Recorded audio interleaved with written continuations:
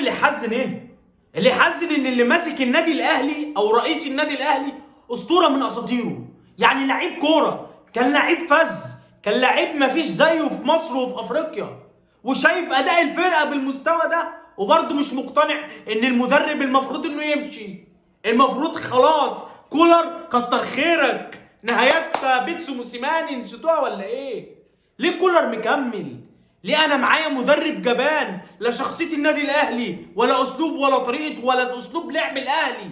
ليه كولر مكمل معايا؟ لما يخسرني الدوري، لما يضيع مني افريقيا، لما يطلعني بموسم صفري يبقى لا دوري ولا افريقيا ولا كاس مصر ولا كاس رابطه، واطلع بموسم صفري.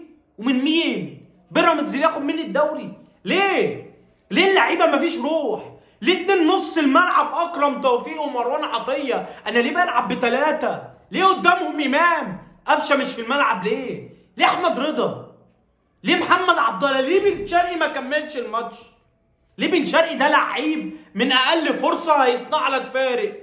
ليه ما تسيبوش في الملعب؟ ايه المنظر ده؟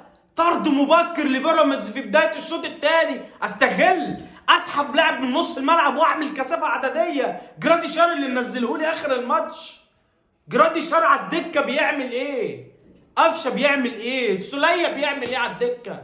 حرام عليك ارحمنا. مدرب جبان واداره وسخه ولعيبه زباله ومفيش روح، لا شكل ولا اداء ولا منظر ولا روح.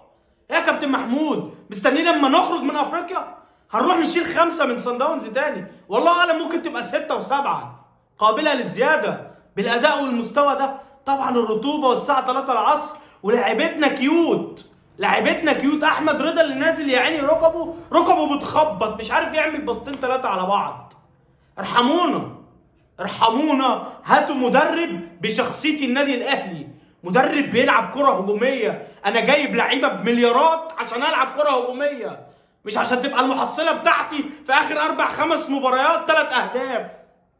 دي فضيحه، دي فضيحه. النادي الاهلي عندك بن شرقي، عندك امام عاشور، عندك الشحات، جراديشار، وسام ابو علي، عندك مروان عطيه، عندك اشرف داري، عندك لعيبه كتير، يحيى ومعلول، وعندك لعيبه كتير، احسن لعيبه في القاره، ومستواك يبقى بالمنظر ده. هو للاسف ده اللي بيرعب اي منافس، اللوجو ده. انما انتوا كلاعيبه هوا، شويه لعيبه هوا، مناظر، لا اداء ولا شكل ولا روح. كله بيجري خلاص بقى على السوشيال ميديا والفلوس، خلاص ما فيش حاجه في دماغكم. كوره ايه وكلام فاضي ايه؟ بص على الكتمنص، بص على الفلوس.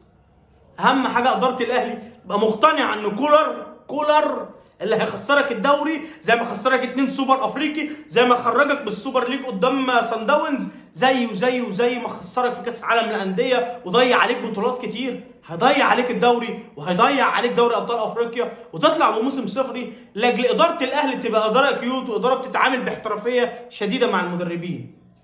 سلام.